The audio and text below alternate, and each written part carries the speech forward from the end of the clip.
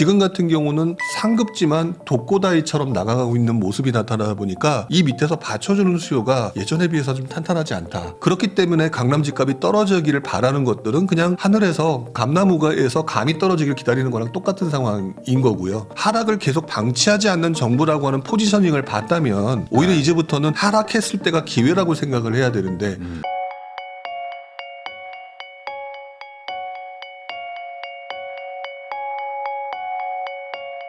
안녕하세요. 부익남TV의 부익남입니다. 오늘은 불용의 부지런TV를 운영하시면서 이제 부동산 투자 전문가로 활동하시는 이제 부룡님과 함께 최근 부동산 시장의 분위기랑 앞으로 이제 어떤 일들이 일어날지 한번 이야기 나눠보도록 하겠습니다. 부룡님 안녕하세요. 네, 안녕하세요. 네, 이 요즘에 또 부동산 시장이 막 또 시끌시끌한 곳도 있고 막 조용한 곳도 있고 하다 보니까 사실 요 시청하시는 분들이 우리 동네는 막 이래요라고 하면 아예 못 느끼는 분들도 많고 네, 맞아요. 우리 동네 빠지는데 뭐 왜 누가 올라간다고 하냐 뭐 이러다 보니까 참 의견이 분분하거든요. 그래가지고 아예 요즘 요 시장의 분위기를 좀 전반적으로 총평을 한번 해주시고 시작하면 좋을 것 같긴 합니다. 일단 지금 보면은 지금 말씀하신 어떤 특정 지역은 굉장히 많이 오르고 어떤 특정 지역은 아예 소식도 없고 양극화잖아요. 이 양극화가 나타나는 대표적인 시장이 흔히 말하는 침체장 또는 위축장 이일 가능성이 좀 높다라고 봐야 될 것 같아요. 그러다 보니까 아마 지금쯤 되면은 사람들이 아니 오르는데 무슨 말이냐라고 반발하는 사람도 있고 또 오르는 곳을 보면서 박탈감을 느끼면서 우리 동네는 도대체 왜 안 오르냐 이러면서 굉장히 좀 뭐라 그럴까 감정적인 대립이 되게 심해지는 시장이 바로 요즘의 시장이지 않느냐. 어쨌든 혼란스러운 조금 시장이 별로 좋지 않은 시장이다. 이렇게 얘기하는 게 조금 맞는 것 같아요. 그러면은 이게 침체장과 위축장이라면은 이게 두 가지잖아요. 더 내려가는 거냐 아니면 좀 이제 위축됐다가 이제 살짝 그래도 올라가고 있는 수준이냐 뭐 요거의 차이는 있을 것 같은데 지금은 어떤 시장이라고 봐야 되나요? 그러니까 침체장하고 위축장 포함해서 보면 그다지 좋지 않은 시장이잖아요. 위축장이라고 제가 말씀드리는 부분은 위축된다는 거는 그 이전에 있었던 부동산 가격이 올라갈 거야 라고 하는 심리들이 조금씩 줄어들면서 점차 힘이 빠지는 시장일 가능성이 있다라는 거죠. 그래서 위축장의 가장 큰 특징은 가장 좋은 입지가 올라갔다가 실망 매물로 떨어졌다가 올라갔다 떨어졌다고 해서 그 동네는 사실상 별로 이렇게 하락이나 이런 모습들이 보이지 않아서 도대체 이게 하락이라고 말하는 이유를 모르는 그런 상황으로 연결되는 경우가 많고요. 뭐 나머지 굉장히 뭐 관심 없는 동네들은 좀 뭐라 그럴까 거래 자체가 안 되니까 오히려 떨어지기보다는 그냥 거래량이 없는 그래가지고 이거를 떨어졌다라고 얘기를 해야 될지 아니면 뭐 지금 더 떨어질 거라고 얘기를 해야 될지 이런 것들이 판단이 안 되는 그래서 전문가들도 그렇고 일반인들도 그렇고 도대체 이 시장을 어떻게 표현해야 될지 모르겠다라고 전문가들도 혼란스러워하는 시장이다 이렇게 표현을 해야 될 것 같아요. 그러면은 결국에 이제 시청자분들이 제일 궁금해하시는 거는 그래서 올해 어떻게 되어이시긴 한데 이게 예전 같은 대세 상승 대세 하락이면은 그냥 쉽게 말하지만 이제는 다 구간별로 쪼개야 된다는 거. 네, 구간별로 조금 분리를 하는 게 맞지 않을까 싶어요. 그러면 구간별로 이렇게 좀 올해 어떻게 방향성이 좀 될지를 뭐 간단하게 설명 좀 해주실 수 있을까요? 일단 우리들이 흔히 말하는 강남 가장 좋은 입지는 여전히 사람들의 희망의 끈을 놓지 못하게 만들 거라고 봐요. 지금 현재 부동산 시장이 굉장히 그 동네 강남 같은 경우는 되게 달아오르고 있는 느낌이 굉장히 강하잖아요. 그렇기 때문에 사람들이 느낄 때는 오르나? 라는 생각을 하게 만드는데 가장 큰 문제는 이 상황을 정부가 인정을 하고 있느냐의 문제거든요. 근데 바로 강남이 좀 들썩들썩 거리니까 곧바로 정부가 점검회의 들어갔잖아요. 지금 뭐 중개사들 단속하러 가고 막 그러고 있어요 지금. 그게 그동안의 전형적인 패턴인데 이게 이 어떤 현상으로 만들어질 거냐면요. 점검할 거야. 니네 부동산 한번 가서 뒤질 거야 라고 하는 순간 어떤 현상이 일어나느냐. 문을 닫아버려요. 한 달 동안 문을 닫아버린다거나. 그럼 그 다음에 어떤 게 바로 표면적으로 나타나느냐. 거래 단절이죠. 아름아름 거래는 하겠지만 또 거래가 줄어들게 되면 또 주춤하는 듯한 느낌이 들면서 사람들로 하여금 뭐야 또 시장이 좀 그러나 그러면 지금 굉장히 달아오르던 느낌이 얼마 지나지 않으면 또 주춤하는 또 그러다가 요번에 그 달아오르게 된 가장 대표적인 게 토호제 해제였잖아요. 그런 모멘텀이 발생하면 오르고 그러다가 또 지금 정부의 기조가 니네들 조심해 가만히 있어 라고 하는 분위기에 가깝기 때문에 그런 쪽들 같은 경우는 계속 오르락 내리락 하는 형태로 갈 가능성이 지금 현재는 되게 높아 보인다. 그래서 올 상반기와 하반기 그래서 2025년도에 어떻게 될 거냐라고 얘기를 했을 때 참 말씀드린 말씀드리기 어려운 게 오르락 내리락 하면서 희망 고문 같은 걸 하는 그런 평평하게 유지되는 시장이 될 가능성이 높다. 저는 그렇게 생각을 하고 있고. 강남 쪽이 좀 그럴 네, 강남 높다. 같은 경우. 그러면 그 이하인 동네들은 좀 안 좋아지는 걸까요? 그냥 듣보잡이에요. 그냥 듣보잡이다 보니까 여기서 중급지 있죠. 네. 마용성이라고 표현하는 중급지 네네네. 같은 경우도 역시 강남에 유사하게 움직임이 나타날 거예요. 근데 그 이하의 동네 같은 경우는 떨어지지도 않고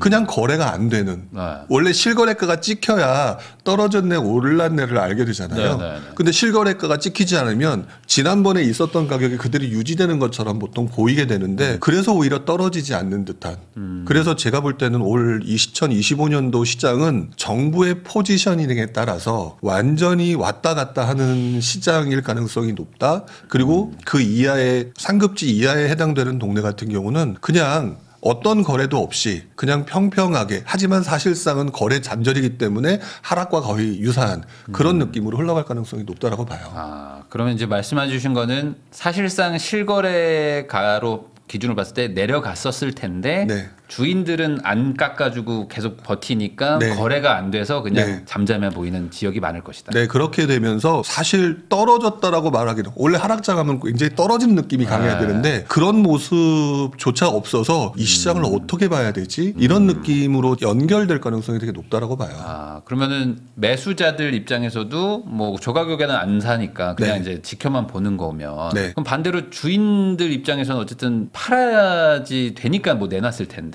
네. 마냥 이렇게 갈 수는 없잖아요. 마냥 그렇죠. 평행선으로 갈 수는 없잖아요. 그러니까 이게 지금 그런 부분 때문에 그러다가 한 건 거래되는 게 급매물일 거고 그러면 그 급매물의 가격은 이전 실거래 가격보다 낮을 거고 그러겠죠. 그럼 그것들이 또 유지가 되면 그 낮은 가격으로 또 한번 그럼 그래프는 분명히 떨어진 걸로 나오고 네. 이러면서 이 그래프의 기울기는 굉장히 낮지만 기울기가 급하지 않은 상태로 낮지만 조금씩 떨어지는 상태로 갈 가능성이 높은데요. 저는 그렇다고 해서 너무 또 이렇게 얘기하게 되면 그럼 떨어진다는 얘기네. 네. 위험한 건가라고 생각하실 텐데 그것까지 너무 걱정하지 않으셔도 될 게 전월세 시장이 또다시 불안해지면서 그것들을 받쳐주는 형태가 나타날 가능성이 아마 올해 내년도에 아주 극명하게 이제 나타나기 시작할 거다.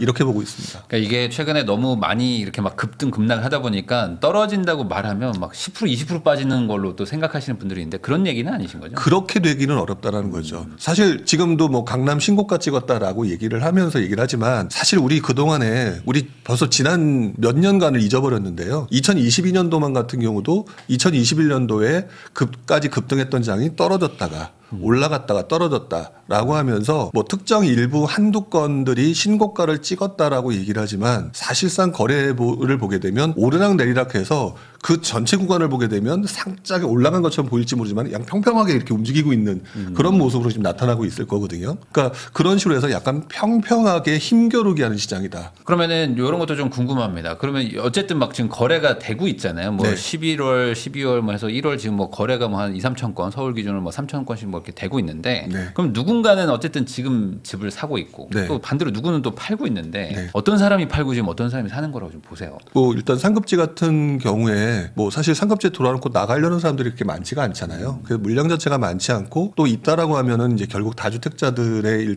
매물이 될 가능성이 높은데 문제는 지금 현재 살려고 하는 사람들의 수준은 중급, 중상급에 해당되는 사람들이 사실상 조금 더 영끌을 해보자라는 심리가 좀 강한 것 같아요. 그러니까 영끌을 하려고 하는 사람들이 보통 보면은 부부가 맞벌이를 하게 되면 네. 그다음에 웬만한 대기업에서 근무를 한다라고 하면은 보통 기본적으로 평균 연봉이 거의 2억 왔다 갔다 하는 네. 그런 상황이 되시는 분들이 좀 많기 때문에 이런 분들이 살려고 하는 물론 이제 그분들이 당연히 그 전에 마용성이라든지 또는 나머지 서울 지역에서 살고 계신 분들이 많기 때문에 이런 분들이 과거 사례의 경험 강남이 엄청나게 오랜 시간 급등했던 것들을 봤던 사람들이기 때문에 그 사람들이 이번에 올라가는 걸 보면서 또다시 조급한 마음에 뒤처지지 않겠다라는 생각으로 들어오시는 분들이 수요자로 나타나는 것 같다라는 생각이 들거든요. 아무래도 빠졌었는데도 금방 회복해버리니까 그러니까 이제 마음이 더 조급해진 마음이 거죠. 차라리 떨어졌을 때 사야 되는데 네. 더 오르면 못 사니 이번에 사야겠다라고 하는 심리가 계속 만들어지는 것 같고요. 근데 문제는 그렇게 했을 때 그 다음에 그 하방에 있는 네. 거기는 아예 움직임이 없었잖아요.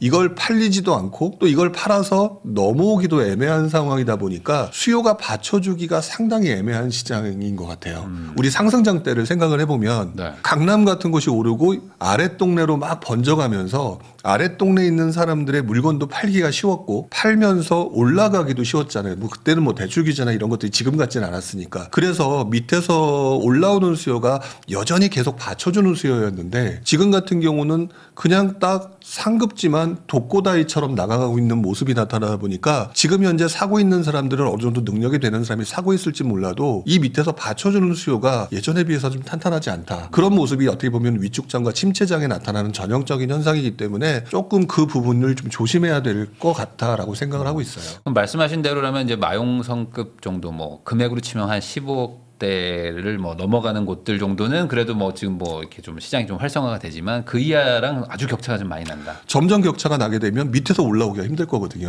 흔히 말하는 우리가 바라는 시장이 상승장으로 상승세가 번져 네. 라고 하는 현상이 나타나기가 지금 상당히 어렵다는 거죠. 그거의 어떤 근본적인 원인은 뭐라고 보세요? 그러니까 왜 이렇게 차이가 나고 있다고 보세요? 왜 이렇게 저쪽은 저렇게 가고 있는데 또 이 대다수의 집들은 또 이제 네. 잠잠하잖아요. 지금 뭐 고점에서 한 20% 빠져서 이제 횡보하고 있기도 한데. 그게 이제 저는 이제 부동산 사이클로 풀거든요. 제가 봐왔을 때 어떤 시기는 분명히 계속해서 따라붙는 수요가 생기면서 네. 오르고 어떤 시기는 따라붙지 못하고 계속 주춤해지는 상황이 만들어지는 이 상황이 지금 전자는 상승장이고 후자는 침체 또는 위축장이라고 얘기를 해야 되는 것 같아요. 그래서 상승과 하락이라고 하는데 항상 상승이 많이 일어나고 난 다음 장은 그동안의 돈을 과도하게 썼기 때문에 그리고 또 이때 또 이제 각종 외부 변수나 이런 것들 때문에 지금 많이 좀 다치신 분들이 좀 계시잖아요. 그분들이 못 움직이니까 예전 장의 상승장이라고 말했던 데는 다치신 분들도 별로 없고 그 자금적인 여유도 있었고 가격도 쌌고 그러니까 이것들이 굉장히 순환되는 구조였다면 지금은 그런 부분이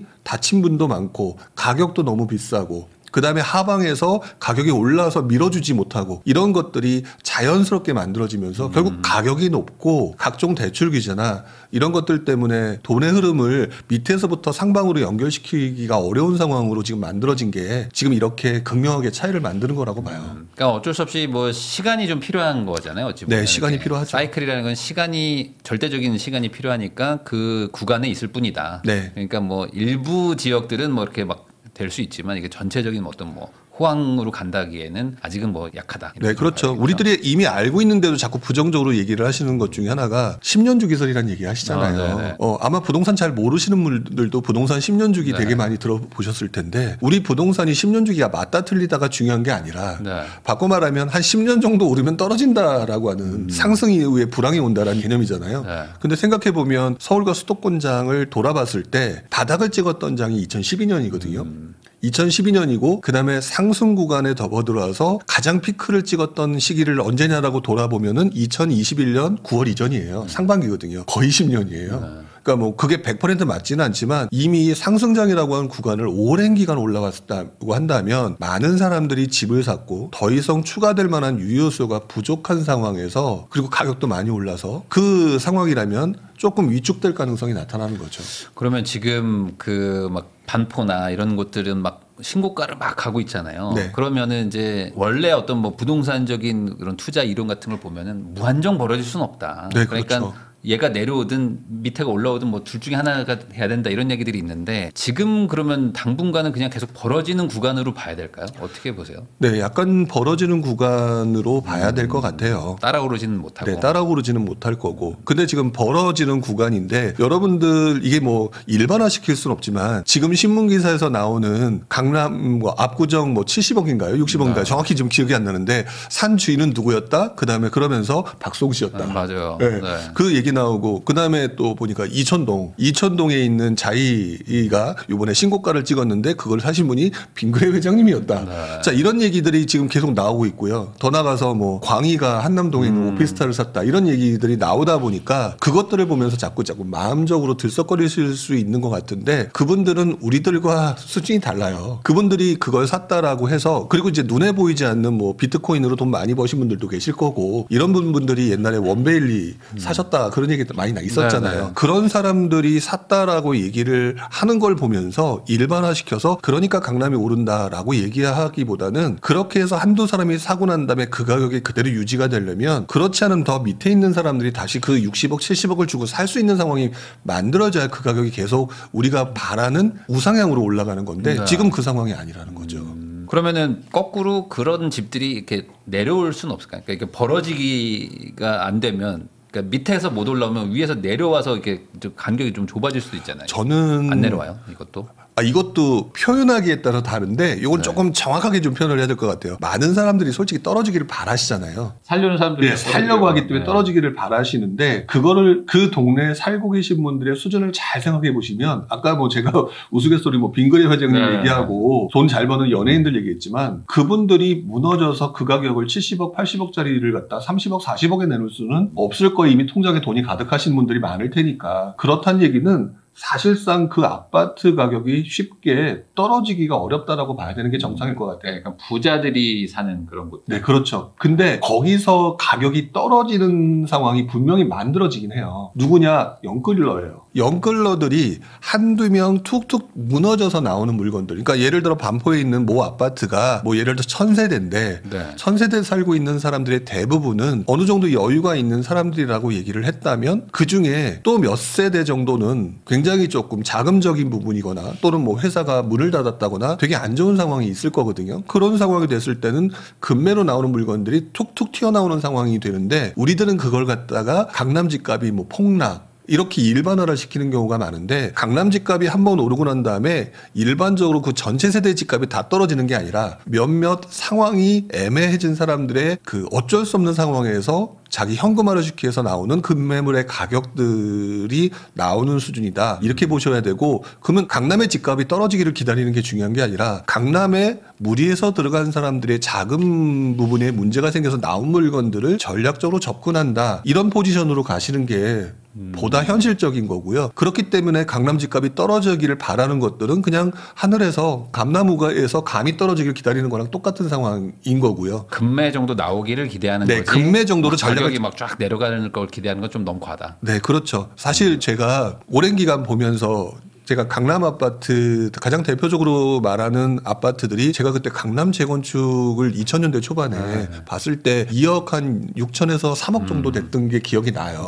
그 도곡주공 뭐 이런 것들이 그랬는데 그 아파트가 2006년 정도 전후에 12억 찍는 걸 보면서 더 떨어질 거라고 생각을 했었는데 실질적으로 2009년에서 12년 2012년이 아마 가장 최저점이었는데 이때 떨어진 게 한 3억 정도 됐었어요. 근데 지금 이것들을 다들 일반화시키고 있는 건데 12억짜리가 9억짜리로 떨어졌다라고 얘기를 해서 강남 집값이 9억 된 게 아니라요. 힘들어서 던지고 나온 사람이 9억에 팔 수밖에 없었고 그 가격을 누군가가 받아줬다라는 얘기가 되는 거거든요.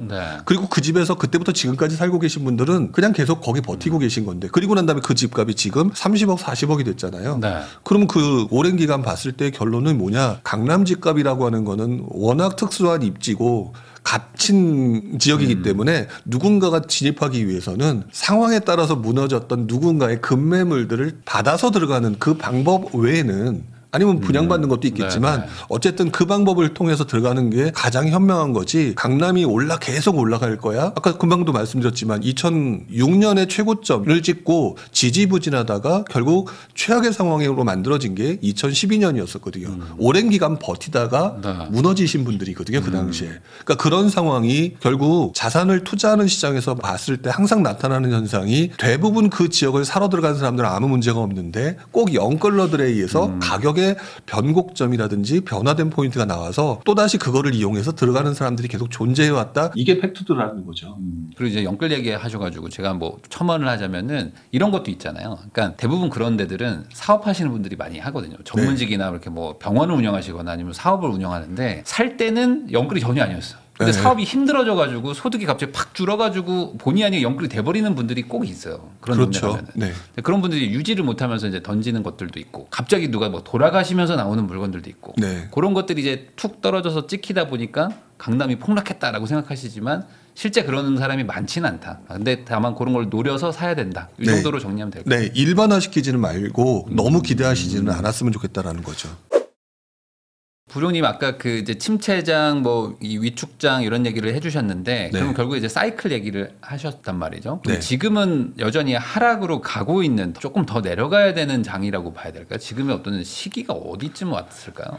이거는 철저하게 제 입장이긴 한데요. 네네네. 제 입장이라서 사실 저도 엄청나게 틀릴 수 있는 가능성을 갖고 말씀을 드려야 되는데 솔직히 말씀을 드리면 지금 현재는 위축장에 접어들었던 이 상황에서 방향성은 약간 하락의 가능성이 좀 있다라고 보고요. 네. 여기서 힘겨루기를 하고 있는 장이라고 봐요. 그래서 최악의 경우는 더 떨어질 수는 있다라고 보는 입장입니다. 그럼 떨어지고 횡보도 또 있는 거죠. 떨어지고 횡보를 좀 더 하잖아요. 아니면은 횡보를 하고 떨어지더라고요. 제 지금 경험상으로는. 천천히 계단식 하락을 하고 있다. 네, 그러니까 뭐냐면은 처음에 내가 정말 좋은 집을 강남에 있는 좋은 집을 뭐 연끌했다 어쨌든 간에 샀는데 네. 갑자기 시장이 안 좋아지고 내가 좀 이자를 많이 낸다고 아 끝났구나라고 바로 싼 가격에 내던지시는 분은 없거든요.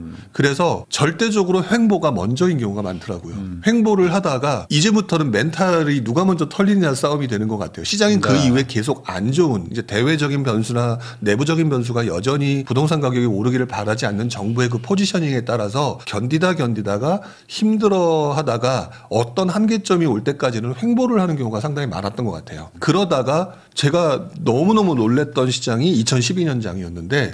그때 같은 경우가 전 진짜 강남이 뭐 그 당시 강남의 뭐 모든 아파트 평균이 얼마인지는 기억은 안 나지만 보통 한 9억 10억 막 요때 왔다 갔다 할 때 뭐 레미안 퍼스트가 그때 9억 얼마 그랬었던 게 기억이 나니까 그랬는데 그 가격이 전에는 10몇 억이었단 말이에요. 네네. 원래 그 주변 아파트가 12억 13억 이렇게 했던 그 아파트가 20-30% 빠진 거네요. 네, 20-30% 정도가 빠졌는데 그때 난리가 났었어요. 사람들이 30% 폭락했다. 네네. 근데 우리는 지난번에도 봤지만 2021년 이후에 30%에서 40% 떨어진 거 봤잖아요. 네. 이런 시장이 오기도 하더라고요. 그래서 그런 부분을 조심해야 되고 그런 부분을 내가 견뎌낼 수 있는 정도인가라고 하는 부분을 생각을 하고 강남에 연끌하셔도 그거에 맞춰서 연끌하셔야지 그렇지 않고 연끌했다가는 그때 내가 당사자가 될 수 있다라는 생각을 좀 하실 필요는 있는 것 같아요. 그러면은 현재 시장은 과거랑 좀 비교를 한다 그러면은 아까 말씀하신 게 이제 12년도가 이제 최저점이라고 치면 네. 지금은 뭐 한 2010년, 9년 이 정도인가요? 네, 9년에서 저는 10년 정도랑 좀 횡보하면서 이제 힘겨루기.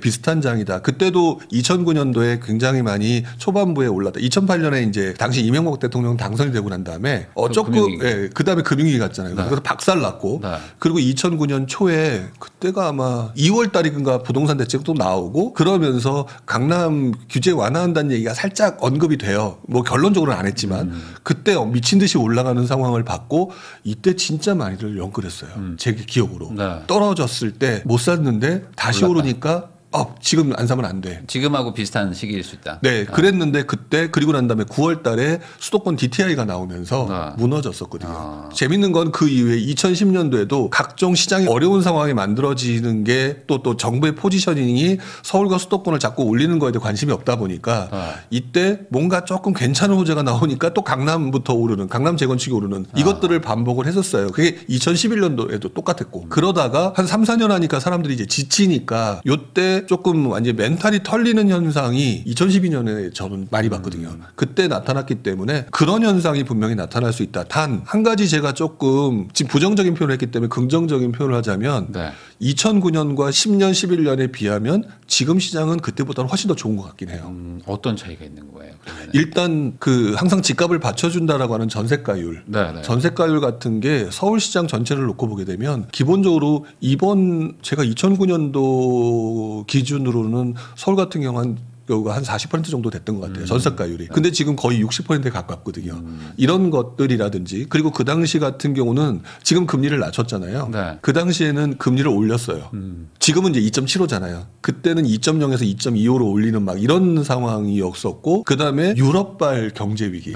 피그스 해가지고 뭐 그때 네네. 유럽발 그런 위기가 사실상 저도 되게 불안했던 그런 시기였기 때문에 그거랑 비교하게 되면 지금 상당히 잘 운영이 되고 있는 상태라고 생각하기 때문에 저는 부정적인 표현을 쓰면서도 약간 부정적인 부분을 과거 사례를 가지고 얘기를 하긴 하지만 그때보다는 훨씬 더 나은 지금 시장 상황인 것 같다라고 해서 여러분들이 시간을 조금 길게 보면 충분히 투자를 하거나 나중에 뭐 내가 들어가고 싶은 로망, 강남 뭐 이런 거 들어가시는데 차근차근 준비하시면 기회는 분명히 올 거다라고 생각을 하고 있는 입장이에요. 그러니까 이제 지금 계속 오해하실까봐 다시 말씀드리면 좀 하락한다고 해서 뭐 20-30% 빠진다 뭐 이런 얘기 하시는 거는 아닙니다. 맞죠? 약간의 네. 하락의 어떤 그런 경향성을 보인다는 정도인 네, 거지. 약간의 좀 주춤하고 그것들의 방향성이 하락이지 그것들을 갖다가 폭락이라든지 되게 안 좋은 쪽으로 간다라든지 극단적으로 보지는 않고 있다라는 거죠. 그럼 2009년, 2012년, 2013년 그 사이 때가 사실 네. 뭐 매매는 이제 막 횡보하면 사람들이 막 지쳐가지고 멘탈 털린다 이렇게 얘기해 주셨는데 반대로 네. 전세가 네. 더 막 올라가가지고 전세 어떻게 할 거냐 전세 난민 나오고 막 그러던 시절인데 또 반복이 될까요? 그때보다도 지금 어떻게 보면 전세 시장이라고 하는 부분이 결국은 공급에 의해서 나오는 부분이잖아요. 네. 공급에 의해서 나오는 부분과 그다음에 지금 어떻게 될지는 모르겠지만 그 임대차 예전에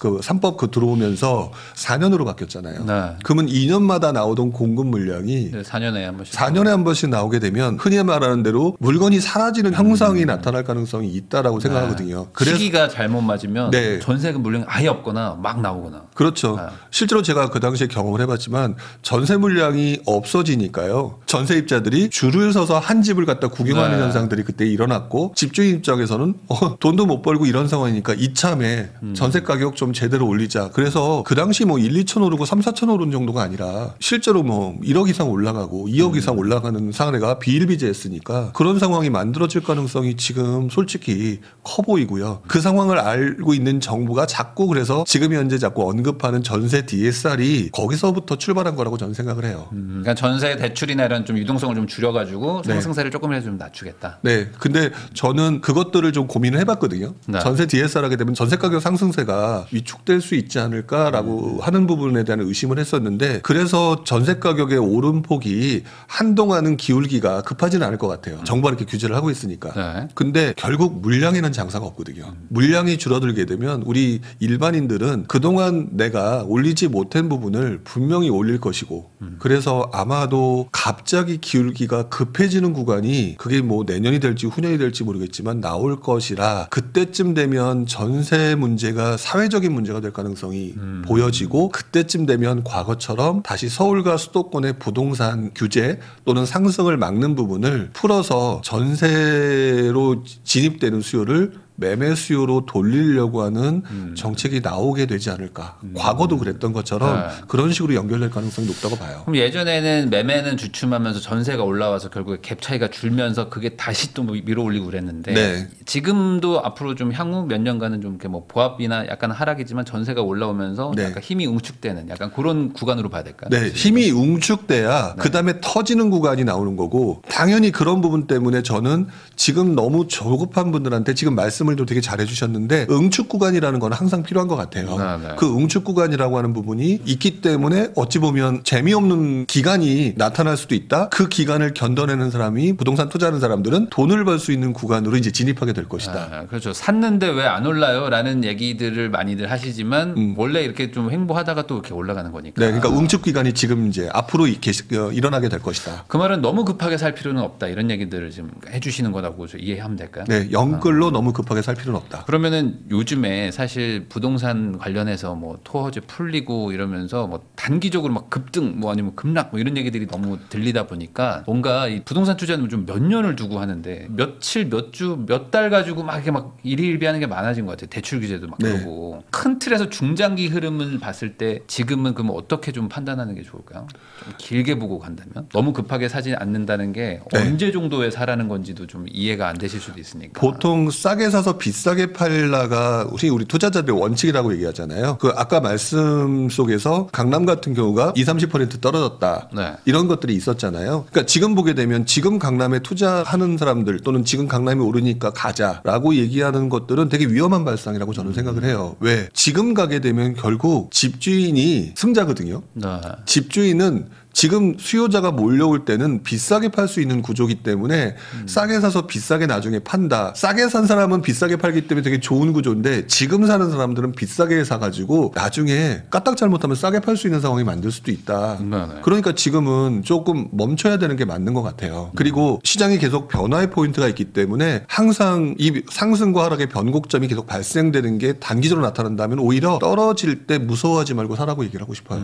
차라리 떨어질 때. 네. 사실 그동안 여러분들 기회 되게 많았는데 못 샀던 게 뭐냐면 2022년도 초반부에 30-40% 떨어졌는데 그때 샀던 사람은 지금 굉장히 수익이 큰 거거든요. 그렇죠. 그러면 지금 몇 년 보유했기 때문에 세금 혜택도 볼 수 있는 상황이거든요. 네. 이 사람들이 지금 그런 결과물이 나왔다라고 생각을 해보게 되면 결국 여러분들도 강남에 투자하지 말라, 어디에 투자하지 말라가 아니라 강남에 투자를 하고 내가 어느 지역에 투자를 하든지 간에 그 지역에 있는 물건의 평균 가격, 그동안 유지됐던 평균 가격에서 아래로 이탈했던, 하방으로 이탈했던 물건들을 구입하는 전략을 세우고 이 기간 동안 유지하게 되면 흔히 말하는 시장의 힘이 응축되는 기간을 견디는 동안에는 우리가 나중에 세금을 감면시킬 수 있는 구간으로 접어들게 되거든요. 그러니까 2년을 보유해야 이제 비가 네. 새니까 그 얘기를 해주시는 네. 거잖아요. 그 구간이 접어들게 되면은 그때쯤 되면은 마음 편하게 팔 수 있는데 그렇죠. 지금 보게 되면 작년 상반기에 올랐다가 요번에 다시 떨어졌다 다시 올랐다라고 하면 그 구간에 애매하게 그러면 1년밖에 안 됐는데 그러면 세금 혜택도 못 보고 되게 애매하다라는 거죠. 아, 그러니까 오히려 빠질 때 사서 한 2년 보유하고 오를 때 파는 게 가장 부동산에서는 좋은 구조인데. 네, 그렇죠. 더더구나 지금 벌써 몇 년 보셨지만 떨어졌는데 폭락 안 하잖아요. 폭락하게 내버려두지 않잖아요. 네. 그리고 지금 다 잊어버렸지만 둔촌주공 난리가 맞아요. 났을 때 둔촌주공 9억이라는 얘기가 나올 정도로 하락하려는 걸 살려준 게 정부거든요. 그런 것들을 보게 되면 오히려 하락을 계속 방치하지 않는 정부라고 하는 포지셔닝을 봤다면 오히려 이제부터는 하락했을 때가 기회라고 생각을 해야 되는데 그럼 또 지금 상황에서 제가 그러면 지금 뭐 상상하고 있지 않느냐? 지금 정부의 포지션을 보게 되면 점검회의 하겠다는데 이거 그러면 오르지 않게 계속해서 머릿속에 생각을 하고 있고 뭐 점검하겠다 이 얘기니까 그렇다면 이 수요가 빠질 수도 있겠구나. 그러면 어느 게 유리하겠느냐는 거죠. 하락할 때 사는 게 훨씬 더 유리하다는 거예요. 그렇지만 사람들은 올라가면 또 관심을 갖고 하락하면 조용해지고. 인간의 본능인 것 같아요. 그렇지만 이게 사실 거꾸로 해야 되는 게 맞잖아요. 네. 그래서 지금 반대로 너무 막 급등하는 지역을 관심이 가겠지만 거기에 너무 이렇게 막 따라서 사서 네. 급등하는 가격을 다 주고 사는 거는 좀 리스크가 있다. 네. 이렇게 정리할 수 있겠네요. 네.